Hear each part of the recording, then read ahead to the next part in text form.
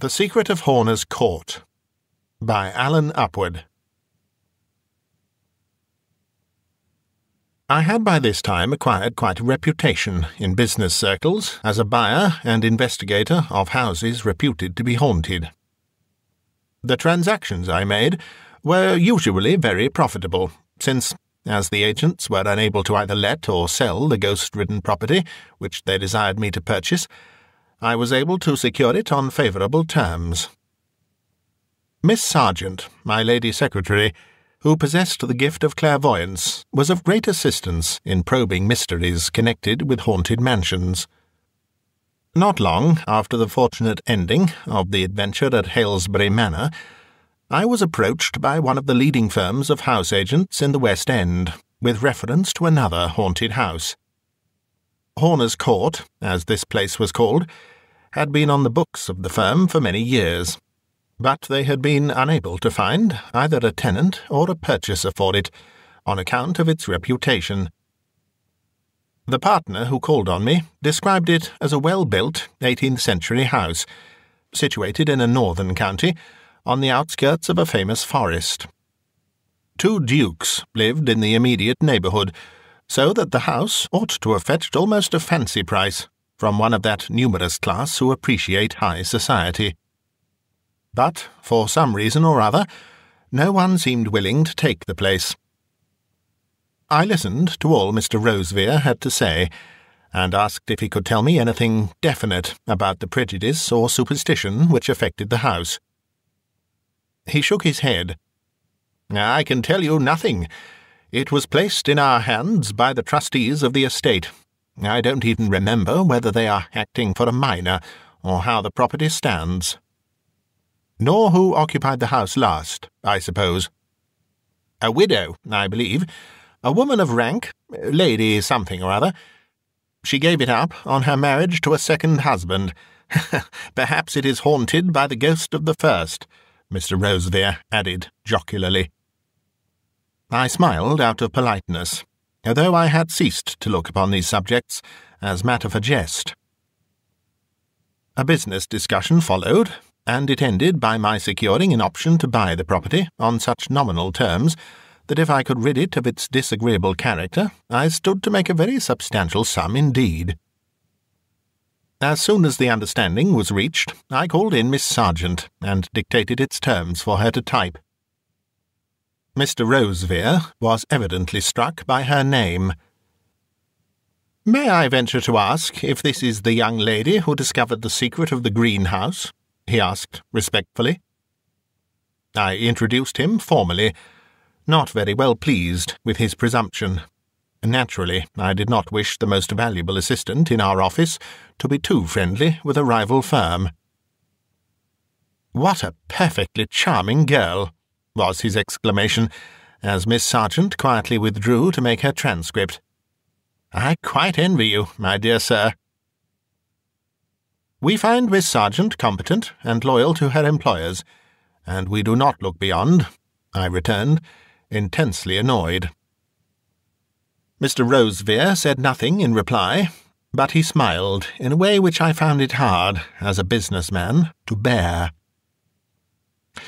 "Well, I will send you round a copy of the agreement as soon as it is ready for signature," I said, as a broad hint for him to go.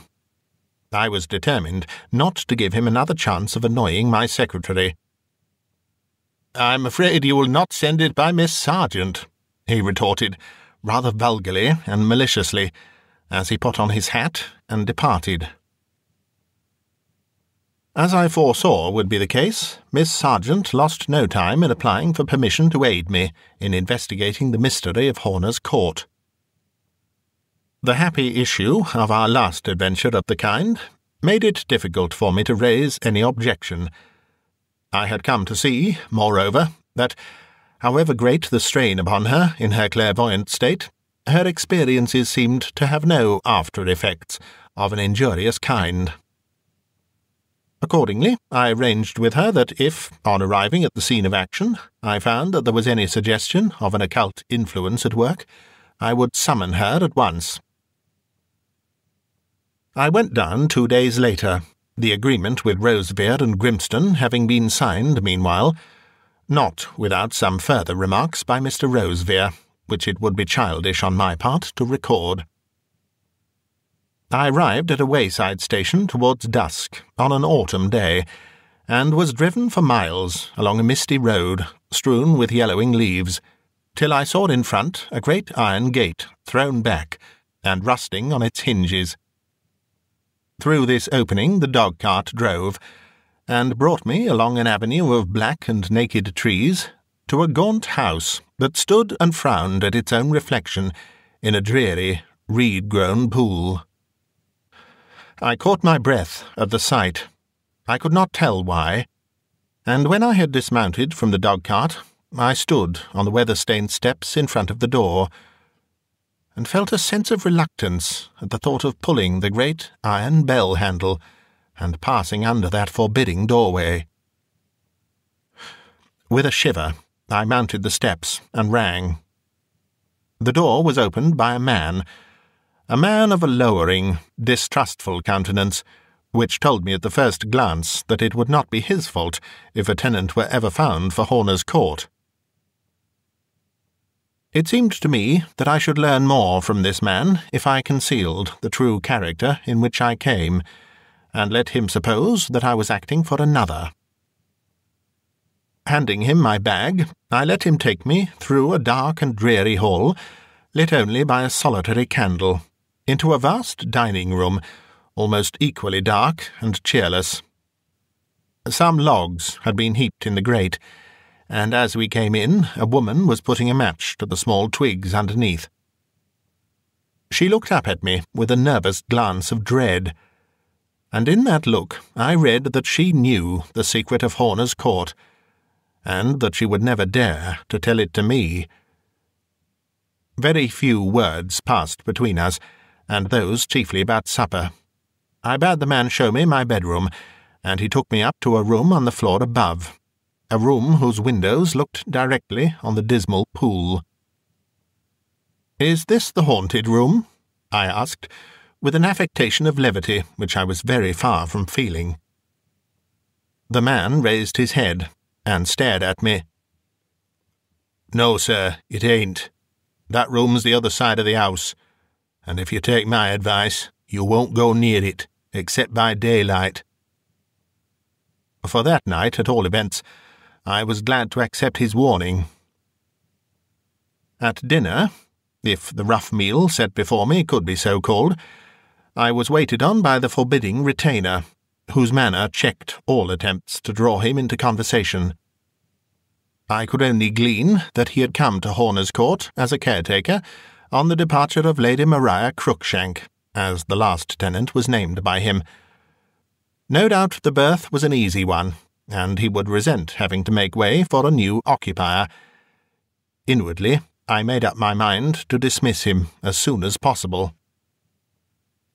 He was obscure, intentionally obscure, I thought, on the subject of the supernatural visitings. "I never seen nothing myself, so I can't say," he intimated darkly.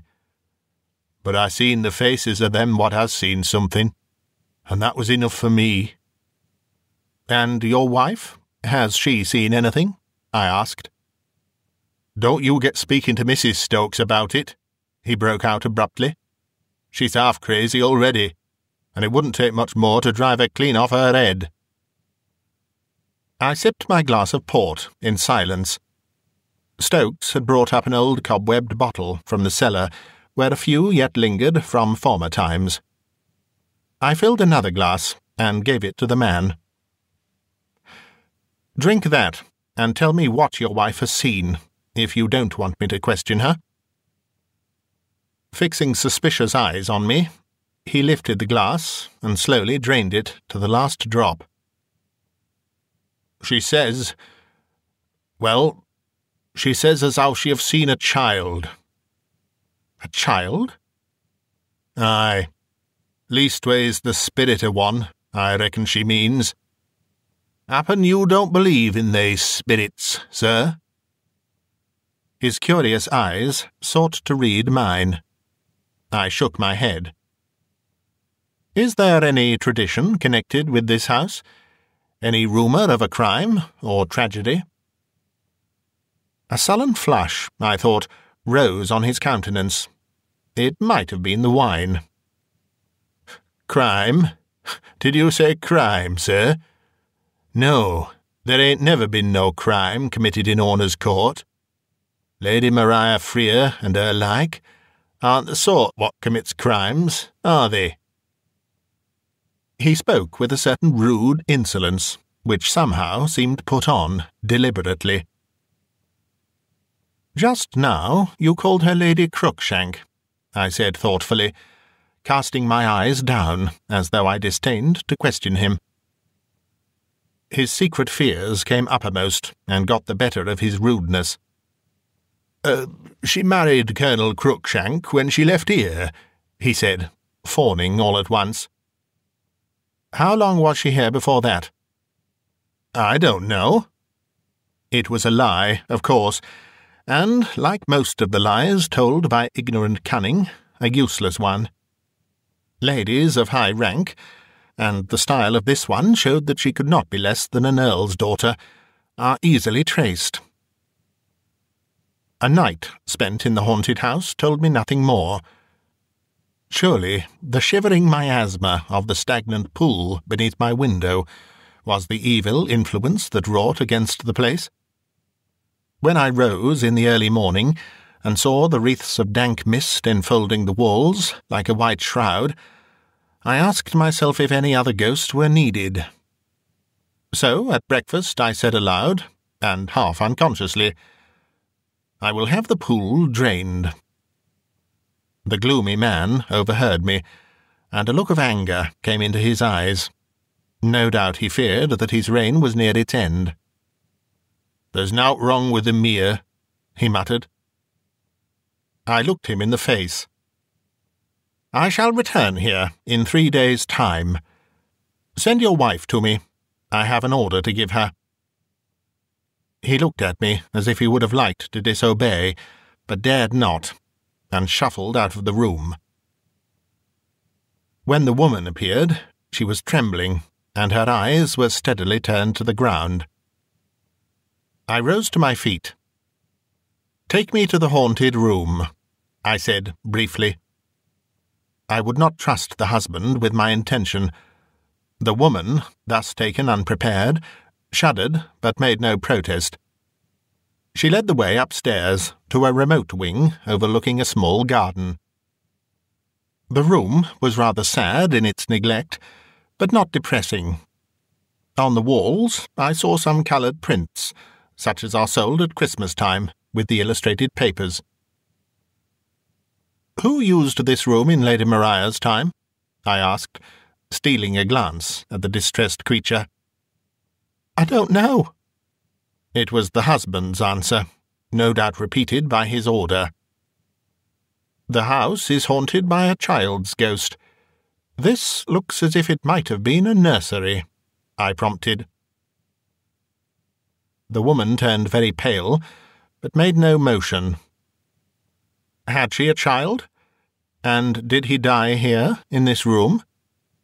And were there any circumstances, dark and dreadful circumstances?" I was proceeding earnestly, when all at once the woman threw up her hands, and, uttering low moans, tottered out of the room.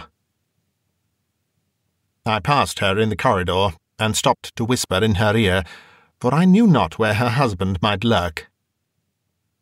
"I shall return here with a lady who can read the secrets of the dead. Have this room ready for her to pass the night in, and prepare the adjoining room for me." I thought she would have taken my words as a threat, but she lifted her eyes to mine imploringly, and I just heard her breathe, "Thank heaven!" When I went down to Horner's Court with Alwyne Sargent, we did not go alone. An experienced nurse accompanied her, and I brought down, in the disguise of a valet, one of the shrewdest and most determined officers of Scotland Yard. A peerage had disclosed that Lady Maria Cruikshank was sister to the Earl of Gaysthorpe, and that her present residence was in Florence, Italy. Private inquiries added the information that she was the mother of one son by her former husband. The boy was now 17, and travelling with a tutor. When we arrived at Horner's Court, the caretaker received us with the same discourteous air. His wife, he told us, was unwell, but a woman had come up from the neighbouring farm to attend to us. The police officer, by virtue of his supposed position, assumed the right of penetrating into the servants' quarters of the mansion. I followed Miss Sargent and the nurse upstairs, whither the woman led them. The first glance round the room prepared for their reception showed me that it was not the one which I had formerly explored. Yet it was like it. Even the very pictures seemed the same. Only when I passed into the next room and saw it artfully heaped up with lumber did I feel sure that the substitution was intentional. I questioned the woman, who told me truthfully enough, I have no doubt, that she knew nothing of the interior arrangements of the house. I considered what it was best for me to do, and came to the conclusion that it would not be wise to let the man Stokes know that I had detected his deceit. He might have other tricks in reserve, for it was evidently his object to throw every obstacle in the way of our discovering the mystery of Horner's Court. I let the woman believe that I was satisfied, but as soon as I found myself alone with the other two, I told them how things stood. We arranged that, when the time came to retire, a bed of some kind should be rigged up for Miss Sargent in the true haunted room. The nurse did not intend to go to sleep, but to keep watch over the clairvoyant. The detective, whom we had left downstairs, was informed of my discovery, and concurred in what had been arranged. His manner showed him to be sceptical of Miss Sargent's powers, but he had come already to the conclusion that Stokes was hiding some secret of a highly doubtful character. He agreed, with some apparent hesitation, to share our watch. The caretaker seemed to hover uneasily through our part of the mansion as long as he dared.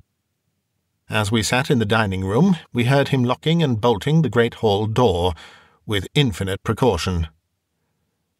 "That man is certainly afraid of something," the police officer remarked. "Whether he really thinks the house is haunted or not, he dreads some accidental discovery." After this search, we all went upstairs. Miss Sargent's couch was made up for her in the room half-choked with lumber. The nurse carried in an armchair for herself to sit beside the sleeping girl. The detective and I took seats into the corridor, ready in case the man we both suspected should come prowling along in the night. The detective, Mayhew, declares that he saw nothing, was aware of nothing strange or uncanny happening that night. But he says that he saw me shiver and turn pale, without visible cause. All at once I heard a sound from the other side. Before I could gather what it was, I felt my hair stir and rise, and at the same moment the door was softly opened. Alwyne Sargent stood on the threshold, her face drawn with wonder and dismay, and her eyes fixed in the unseeing gaze I had learnt to know and dread. Behind her I discerned the figure of the nurse, with finger uplifted. "Do not wake her, for your life," she warned me. "The shock might endanger her reason. We must follow where she goes." By this time Mayhew had risen to his feet, an expression of amazement on his face. The somnambulist stepped out into the corridor, and moved slowly down it, in the direction from which my fear had seemed to come. The three of us stole after her on tiptoe, scarcely daring to breathe. She led the way, without hesitating, downstairs into the hall. There she halted for a moment, as though uncertain which way to turn. but her hesitation was quickly over. She turned away from the main door, and made her way first into a drawing-room, and thence into a conservatory, with a glass door at the end leading into the grounds.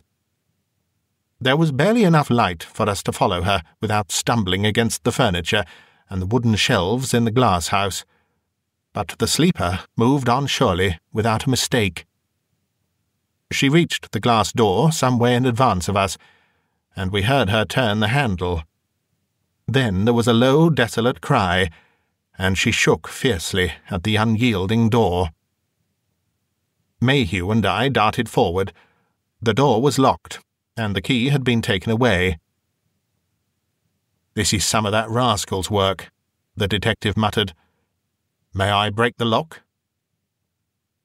By this time, whatever scepticism he may have felt had evaporated in the excitement of the quest, and he was as eager as myself to see the end. "Yes, break it," I said.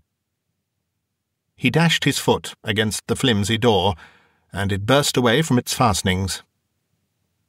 The shock produced no effect on the somnambulist, but she put out her hands and groped, as though to ascertain if the obstacle had been removed. Then she heaved a sigh of relief and passed out onto the lawn. Turning to the right, she followed a winding path which led down to the edge of the stagnant pool. I quickened my steps to come up with her, determined at all costs to prevent her falling into the water.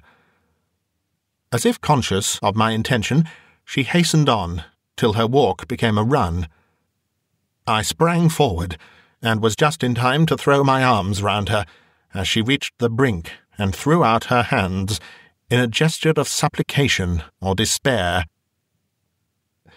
Then, even as I held her rigid form, I did not hear, but I knew of, a splash, far out in the middle of the water, and a deep, silent ripple that slowly passed along the surface of the pool. Neither of our companions saw or heard anything. After an instant's agonized struggle, the somnambulist awoke in my arms, crying hysterically. The nurse advanced hastily and took her from me, soothing her and turning her steps back towards the house. As we neared the conservatory door, the police officer uttered an exclamation and darted forward.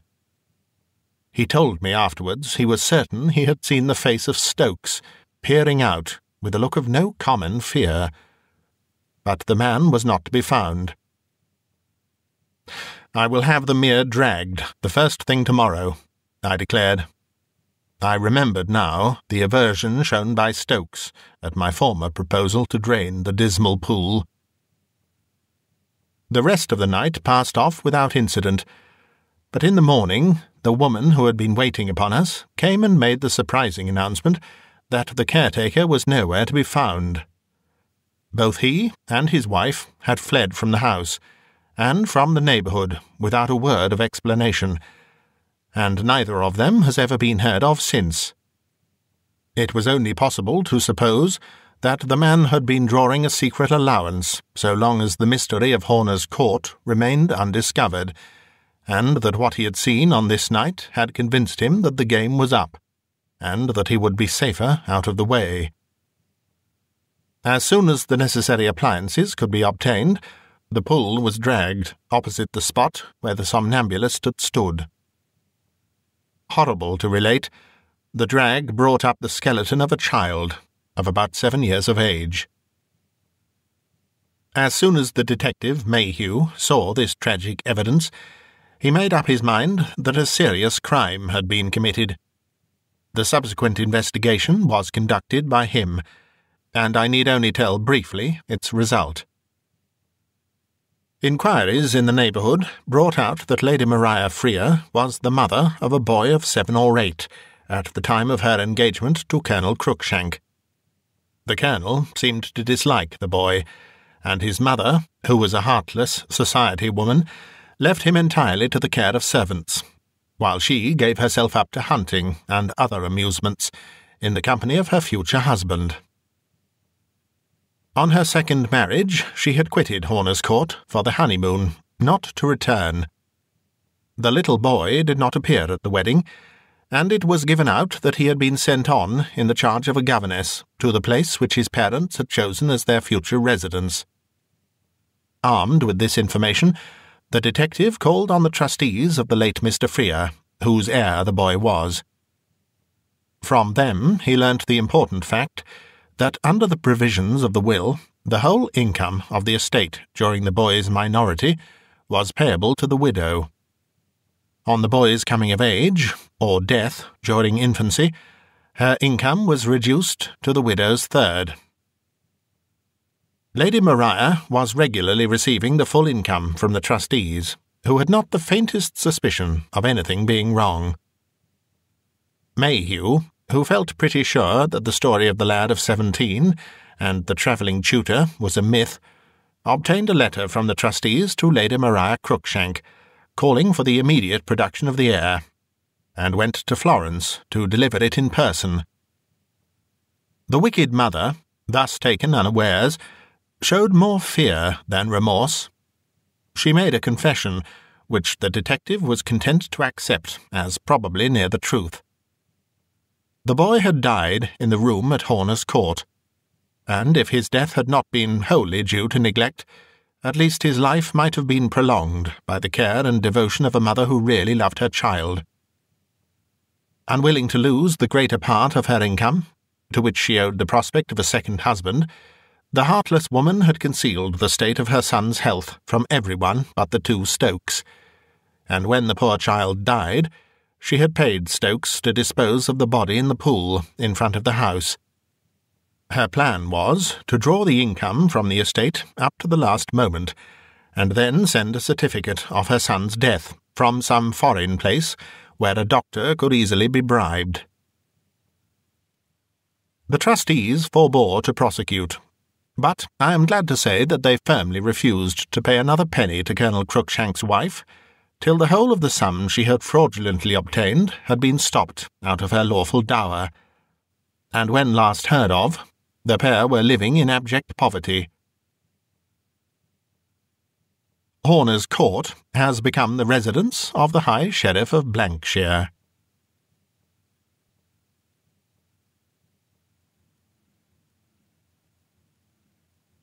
You've been listening to a bite-sized audiobook, read by Simon Stanhope.